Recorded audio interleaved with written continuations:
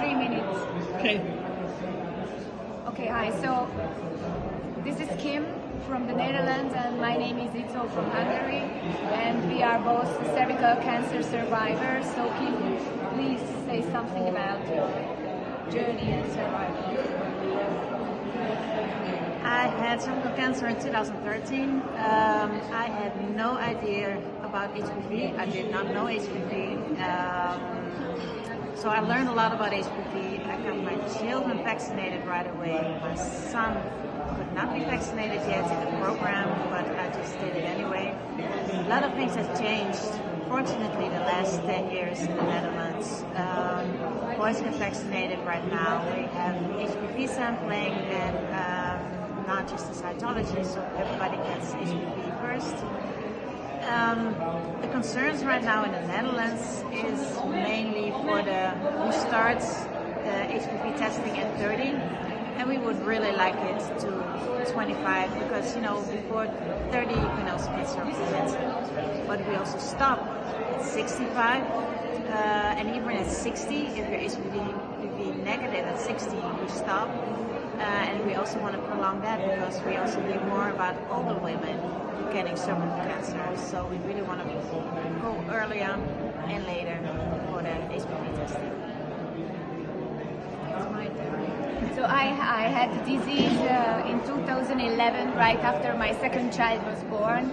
I was 30 years old at that time, and I had a big operation and also radiotherapy and chemotherapy. And at that time there was no organizations, civil organization for this topic. So therefore we started it in Hungary with the Mellow Flowers Foundation, and now we work for HPV prevention and for all gynecological cancers, which is really important because in Hungary we have a quite good HPV vaccination rate. It means that among the girls who are 12 years old, the rate is around 80%.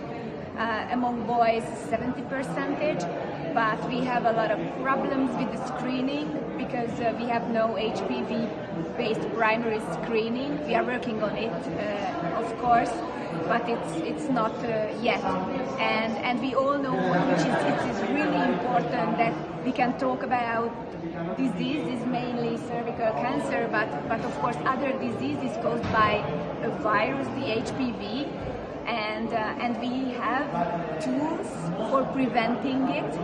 So we have the HPV vaccination and also the screening with high level tools, which is important.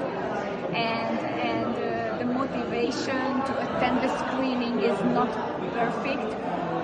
Also, what is really important that it's a shame that we have cervical cancer, that still we have this disease. So we have to take care and concentrate more on the prevention side, and we can eradicate this disease, which is, I think, fantastic.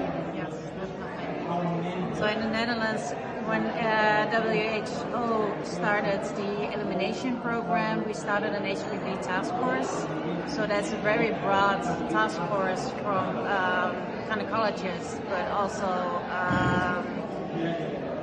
epidemiologists, yes, and pediatricians, people from the AIDS Foundation. It's really, really broad, and of course cancer patient organizations, not just cervical cancer, but also from the penile cancer, anal cancer, etc., etc. So we're all working together, raising more awareness on HPV, but also for the HPV vaccinations, getting older people up to 26 this year getting vaccinated.